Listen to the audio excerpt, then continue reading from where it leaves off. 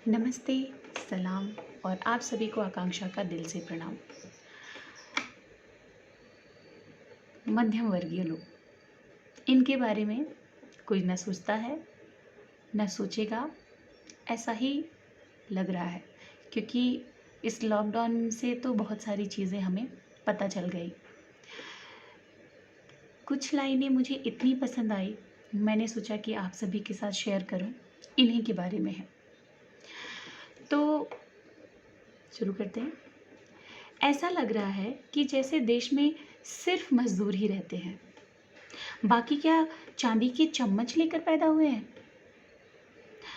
अब मजदूरों का रोना धोना बंद कीजिए। मजदूर घर पहुंच गया तो उसके परिवार के पास मनरेगा कार्ड, जॉब कार्ड और राशन कार्ड तो होगा ही। सरकार मुफ्त में चावल व आटा दे रही है। जनधन खाते में होंगे तो मुफ्त में 2000 रुपये भी मिल गए होंगे और आगे भी मिलते रहेंगे। बहुत हो गया मजदूर मजदूर, अब ज़रा उनके बारे में भी सोचिए, जिसने लाखों रुपए का कर्ज लेकर प्राइवेट कॉलेज से इंजीनियरिंग किया था और अभी कंपनी में 5 से 8 हज़ार की नौकरी पाया था। मजदूरों को मिलने वाली मजदूरी से भी कम। लेकिन मजबूरी बस अमीरों की तरह रहता है और उसकी बचत शून्य।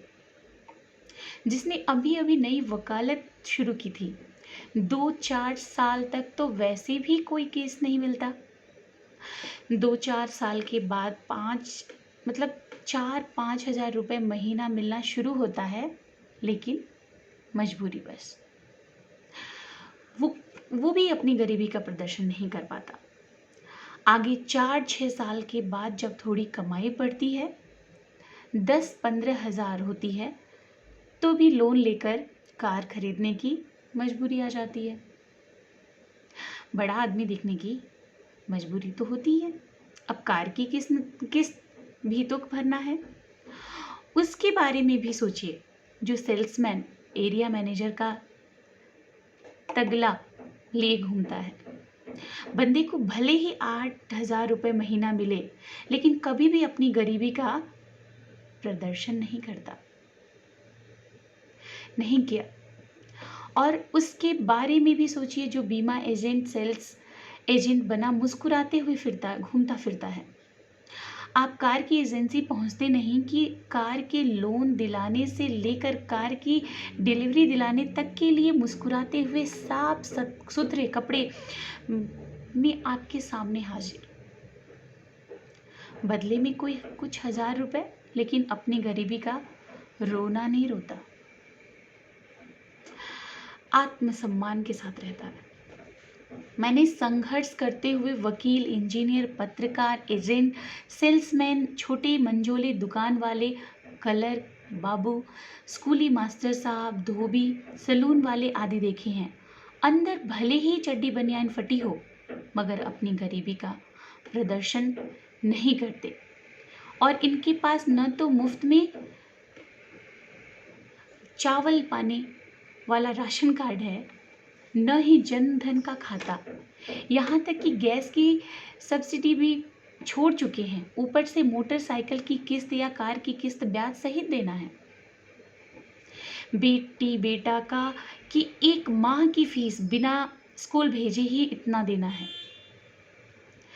जितने में 2 लोगों का परिवार आराम से 1 महीने खा सकता है।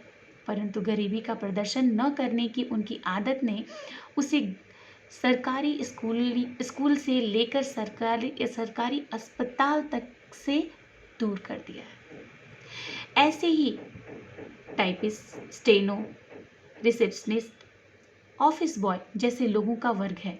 अब ऐसा वर्ग क्या करे? वो तो फेसबुक पर बैठकर अपना दर्द भी नहीं लिख सकता। बड़ा आदमी दिखने की मजबूरी जो है, जो मजदूर की त्रासदी का विषय तो मुकाम पा गया। जो तो क्या हो रहा है, तो मजदूरी जो भी मजदूर हैं, उनकी त्रासदी का जो विषय है तो मुकाम पा गया है। अब मजदूरों की पीड़ा का नाम देकर ही अपनी पीड़ा व्यक्त कर रहा है वो। क्या पता है हकीकत आपको? आईएएस, पीसीएस का सपना लेकर रात रात भर जाग कर पढ़ने वाला छात्र तो बहुत पहले ही दिल्ली, इंदौर एवं कोटा से पैदल निकल गया था, अपनी पहचान छुपाते हुए मजदूरों के वेश में। क्यों वो अपनी गरीबी का व मजदूरी की दुकान नहीं सजाता? काश कि देश का मध्यम वर्ग ऐसा कर पाता। सिर्फ मजदूरों का राग लाप करने वाले नेता, अब जान लीजिए कि आपके समाज में मध्यम वर्ग भी है, तो थोड़ा उनको भी ध्यान दीजिए। धन्यवाद।